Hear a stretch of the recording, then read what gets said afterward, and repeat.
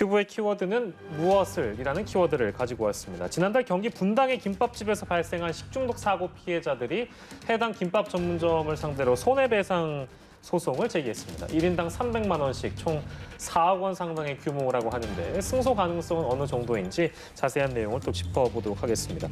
276명이 그러니까 성남시 분당구뿐만 아니라 타 지역에서도 물론 이제 관련된 유사한 내용들이 있습니다만 저희가 오늘 짚은 내용은 처음에 이제 보도가 됐었던 성남시 분당구에 있는 김밥 전문점입니다. 276명이 이제 중상을 보였는데 이 중에 130여 명이 집단 소송을 제기한 거라고요. 네, 1인당 300만 원씩 이제 청구를 했으니까 총 4억 원대 손해배상 청구가 제기됐다 이렇게 보시면 될 것 같고요. 네. 보통 식중독 사건이 여름에 많이 발생을 하고 특히 이제 음식점마다 이럴 때를 대비해서 배상 책임 보험을 들기 때문에 식중독이 발생하면 보험사가 이렇게 배상 합의를 하거나 배상금이나 치료비를 지급하는 경우들이 있는데 이 사건은 워낙 피해자도 많고 피해 규모가 크고 특히 굉장히 심각한 피해를 받은 사람들도 있기 때문에 보험사 합의나 이 업주와의 합의로는 만족되지 않는 사건으로 이제 판단을 했던 것 같고요. 예. 피해를 전부 배상받기 위해서 손해배상 청구를 결심한 것 같습니다. 네. 앞서서 해당 그 김밥 전문점의 경우에는 너무 큰 고통과 피해를 끼친 점을 사죄한다. 처분을 달게 받겠다 이렇게 밝힌 바 있는데 실제 뭐 피해자들하고 합의도 별도로 진행한 것으로 알려졌는데 그러니까 이 130여 명의 집단 소송을 제기를 한 것을 보면 어떤 그 개별적인 합의가 제대로 이루어지지 않았기 때문에 진행을 한다고 봐도 될까요? 어떻습니까? 보통의 경우는 이제 피해자들의 피해는 더 크다고 우리는 더 많은 배상을 받아야 되고 실질적으로 어떤 치료비 손해라든가 일을 못한 손해라든가 위자료에 대한 부분이 있는데 업체 측이나 보험사에서는 이제 일부만 배상을 제한을 하다 보니까 합의가 좀 어려운 점들이 있을 것 같고요. 네네. 이 사건에서도 이제 법률 대리인 주장은 이 김밥 전문점이 무작정 합의를 적용하면서 이 금액에 이제 합의를 안 하면 보험사 처리 안 할 것이다 뭐 이런 취지로 이제 종용했다 이런 주장이 있는데요. 예. 사실관계는 좀 확인해 봐야 되겠지만 이 법률 대리인은 최소한의 배상을 받을 기회조차 빼앗는다. 그래서 정당하게 이제 판결로서 배상을 받겠다 이런 의지를 보이고 있는 것으로 보입니다. 알겠습니다. 승소 가능성이 이제 있는가 이제 이 점이 중요한 지점일 텐데 집단소송 법률 대리인의 말을 좀 옮겨 보겠습니다. 피해자들이 비슷한 시기에 해당 김밥 전문점 두 지점에서 김밥을 사 먹고 식중독 증상을 보인 점. 그리고 보건당국 조사 결과 피해자 가건물과 매장 조리기구에서 살모넬라균이 검출된 점을 고려하면 사고의 인과관계가 인정될 것이다 이렇게 밝히고 있는데 실제 법원에서도 이 인과관계가 인정될 것으로 봐야 될까요? 어떻습니까? 식중독 관련해선 판례들이 좀 축적이 되어 있고요. 뭐 물론 합의에 이르러서 이제 소송으로 안 간 경우도 있는데 예를 들면 학교에서 집단 식중독 사건이 나타났을 때 법원에서 이 어떤 균에 의해서 이렇게 됐을 것이란 추정까지 나와 있는 상황에다가 다른 특별한 감염 원인이 없었고 또 복합적으로 다발적으로 동시간대 이제 이런 피해가 일어난 것으로 봐서는 인과관계가 인정될 수 있다. 이보다 더 엄격하게 인과관계를 증명하라고 하는 것은 피해자에게 사실 할 수 없는 일을 시키는 것과 마찬가지다 해서 인과관계를 인정한 사례도 있었고요. 예. 백화점에서의 해덮밥 같은 것들을 먹고 식중독이 일으킨 사건에서도 인과관계가 인정이 됐고 그때는 위자료 200만 원이 인정된 선례들이 있는데 예.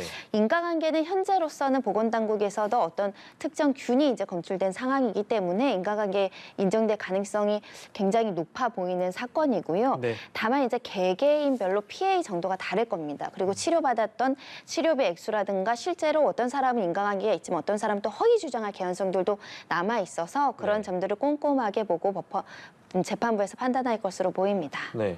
그 목표한 보상액을 그렇다면 다 받아낼 수 있을까요? 1인당 300만 원씩 4억 원 규모인데 이거를 다 받아낼 수 있을까요? 어떻게 보십니까? 뭐 개인마다 이제 피해 치료 일수도 차이가 나고 일을 못한 기간도 차이가 날 거고 또 그 상해 피해도 차이가 날 것이라서 일률적으로 위자료가 인정될지 또는 차별을 할지는 좀 지켜봐야 되긴 하지만요. 아까 말씀드린 것처럼 한 200만 원 정도 위자료가 인정된 선례도 있고 한 10만 네네. 원 정도로 감액해서 원장님의 사례도 있었는데요.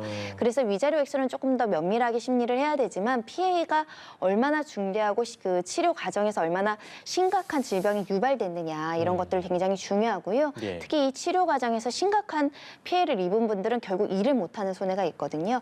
그럼 또 그 일시소득을 따지는 문제들이 있어서 한 명 한 명 한 명에 대해서 구체적 사정을 들여봐야 되기 때문에 소송 기간이 좀 장기화되고 많은 자료가 제출이 돼야 돼서 좀 지켜봐야 될 것 같고요. 예. 제 개인적인 소견은 우리나라 법원이 좀 위자료가 많이 인정되는 경향은 아니지만 예. 그래도 이런 집단 식중독 사건을 예방하는 차원에서라도 그리고 실질적인 위자료로서 어떤 그 정신적 피해를 보전해줘야 된다는 차원에서 위자료가 조금 적정하게 나오기를 희망하고 있습니다. 이런 경우에 손해배상 소송은 그러니까 연 단위로 걸리는 건가요? 그렇다면 연 단위? 그렇지는 않습니다. 그렇진 않아요? 네, 아. 이 손해배상 관련해서는 만약에 한 명한테 이제 전부 얼마가 인정될 것인지에 대해서 결정을 할 때 사람마다 치료비가 다르지 않습니까? 네네네네. 예를 들면 원고가 30명이라고 한다면 원고가 한 명이 치료비 영수증을 제출을 해야 되는데 10만 원을 쓰신 분들도 있고요. 5천 원을 쓰신 다 분들도 다르군요. 있고요. 각자 사정에 대해서 구체적으로 판단할 것으로 보입니다. 알겠습니다. 뭐 이제 그 좀 비효율적이다라고 지적하는 분들도 계셔서 그러니까 뭐 기간도 오래 걸리고 뭐 이럴 게 아니라 이제 다른 제도를 좀 활용하는 게 낫지 않겠느냐 이런 지적이 있어서요. 소비자 분쟁 해결 기준 이거에 따라서 중재 조정 제도를 중재 조정 제도를 이용하는 게 낫지 않겠냐라는 지적이 있습니다. 소비자 분쟁 해결 기준에 따라 보면 식품 부작용의 경우에는 치료비나 경비 외에도 음식을 먹고 일을 하지 못함으로 발생한 일시소득도 배상하도록 규정을 하고 있는 그런 상황이라서 손해배상 소송이 아니라 이제 이 중재조정제도를 이용해서 보상받는 게 낫지 않았을까 이제 이런 지적을 하는 거에 대해서 어떤 말씀 주시겠어요? 분쟁 조정이 실효적일 때가 있습니다. 일단 소송으로 가면 시간과 비용이 많이 들기 때문인데요.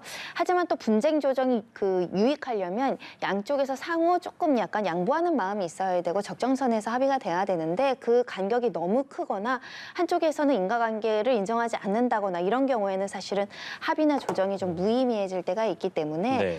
이 사건에서는 워낙 파장도 크고 또 피해자가 많기 때문에 법원의 판단을 받을 것이라고 생각이 들고요. 네. 손해의 기준은 분쟁 조정의 기준과 판결의 기준이 거의 같을 수밖에 없기 때문에 특별히 어느 제도가 유리하다 이렇게 말씀드릴 수는 없습니다. 알겠습니다. 앞서서 이제 뭐 백화점에서 발생했던 회덮밥 사례 이런 사례들도 많이 이제 말씀해 주셨는데 식약처에 따르면은요 최근 5년간 살모넬라균 식중독 환자가 총 5,596명 발생한 것으로 알려지고 있습니다. 적은 수치는 아니네요. 계란 등으로 인한 발생이 3,506명.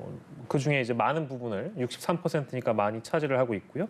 당연히 이제 식중독 환자의 경우에는 습한 여름 계절에 많이 발생하거나 그러겠죠. 근데 9월이 3,446명 으로 월등히 높은 발생 비율을 차지하고 있습니다. 8, 9월이 많은데 9월이 또 굉장히 많이 발생하고 있네요. 저희가 통계를 좀 보여드렸는데 아무튼 더위가 한풀 꺾이는 가을에도 좀 가을도 가끔 보면 날씨가 오락가락하다 보니까 우리가 이제 가을 되면 좀 괜찮지 않을까 뭐 방심하는 경우도 있는 것 같으니까 좀 조심하셔야 될 것 같습니다. 저희가 지금 손해배상 소송 집단 소송에 들어갔다 이 내용 다루고 있는데요. 이번 케이스 때문에 케이스를 보고 다른 식중독 피해자들도 우리도 소송을 하겠다 하는 움직임이 있을 거라고 전망하십니까? 어떻습니까? 실질적으로 식중독 사건은 말씀하신 것처럼 워낙 많이 발생을 해서 소송으로 가는 경우도 있고 합의가 되는 경우도 있고 또 일반 피해자가 한 명이 이제 식중독이 걸렸을 때는 인과관계를 입증하기가 좀 난망해서 또 업체 측에서는 다른 음식을 먹고 우리한테 조금 허위 주장하는 거 아니냐라고 해서 서로 합의가 안 되는 경우들이 굉장히 많은데요. 네. 하지만 이제 요즘에는 워낙에 피해가 대량으로 발생하고 반복적으로 발생하기 때문에 이런 소송이 늘어날 것으로 생각이 되고 특히 이제 자영업자분들 안 그래도 힘들긴 한데요. 그 배상 책임 보험 들지 않은 곳들이 좀 있습니다. 예. 이게 이제 이런 사건이 발생하면 업주를 직접적으로 손해배상 청구하는 게 아니고 보험사가 이제 보험이 들어져 있으면 보험사를 상대로 이 배상 책임 보험 내에서 이제 보험금을 청구하는 소송들이 있거든요. 네네.